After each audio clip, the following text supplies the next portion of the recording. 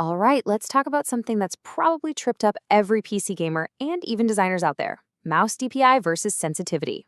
What's the real difference? We're going to settle this debate right here, right now. You know that feeling, right? You get this brand new, fancy gaming mouse, you plug it in, open up the settings, and you're just hit with a wall of options. DPI, sensitivity, what do they even do? Well, getting this right can literally be the difference between nailing that game-winning shot and just missing completely. It matters. A lot. So here's our game plan. We'll start with what Mouse DPI actually is, then we'll tackle sensitivity. After that, we'll get into the big one, the whole hardware versus software thing. We'll see how they play together, and then, most importantly, we'll help you figure out how to find your perfect setting. Okay, first up, Mouse DPI. The easiest way to think about this is that it's the raw, fundamental power of your mouse. It's the starting point for everything.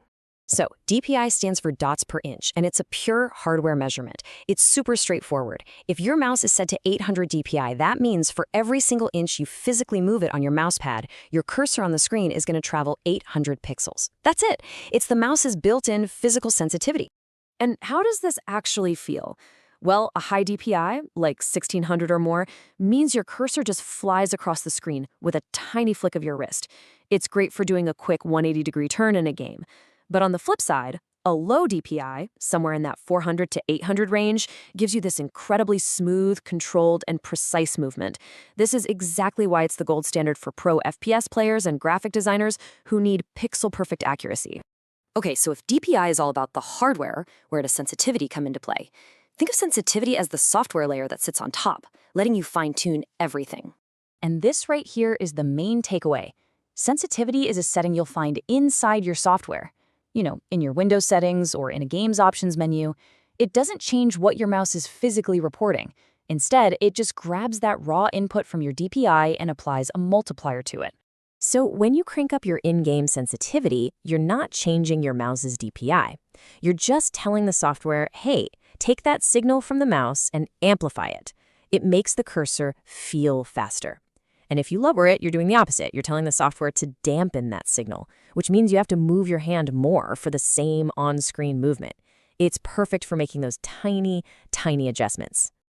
And that brings us to the absolute core of this whole thing.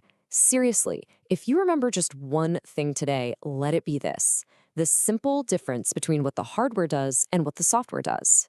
So here's the bottom line. DPI is a hardware thing. It's the raw data your mouse sends, and you usually change it with a button on the mouse itself.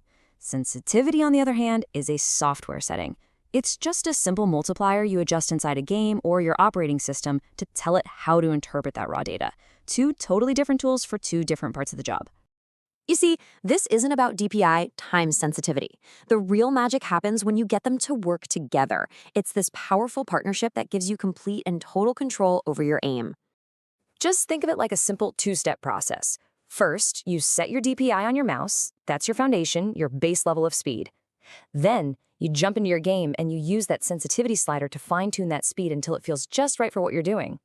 Let's put some real numbers on this to make it clear. Imagine your mouse is set to 800 DPI. If your in-game sensitivity is set to 1, then the game is just using that raw 800 DPI input. Simple. But if you slide that sensitivity up to 2.0, the game is now multiplying every input by 2. So your cursor now feels like you're playing on 1600 DPI, even though your hardware hasn't changed at all. All right, that's enough theory. How do you actually take all this and find the setup that's perfect for you? Let's get practical. So where do you start? Well, for those really precise shooters like CSGO or Valorant, most pro players use a pretty low DPI, usually between 400 and 800, and then they pair that with a low in-game sensitivity. This forces you to use bigger, smoother arm movements, which are way more consistent. For faster games like MOBAs or strategy games, a higher DPI lets you whip across the map in an instant. And for design work, just like with competitive gaming, low and slow is the way to go for precision. Oh, and here's a neat tip. If you're not totally sure what your mouse's true DPI is, you can actually go to a website like mousedpianalyzer.com to test it out. So, let's wrap this up with the 3 big takeaways. Number 1, DPI is your mouse's raw, physical hardware setting. Number 2, sensitivity is the software multiplier that lets you fine-tune that feeling. And number 3, the goal isn't to max out one or the other. It's all about finding that perfect balance between both to get the exact control and precision you're looking for. Once you really get this relationship, you can stop fighting against your mouse and start making it work for you. So now the question is, what are you going to do with this knowledge? Are you going to drop your DPI for more raw, stable control? Or are you going to start by just tweaking your in-game sensitivity to get that perfect feel? The choice is yours.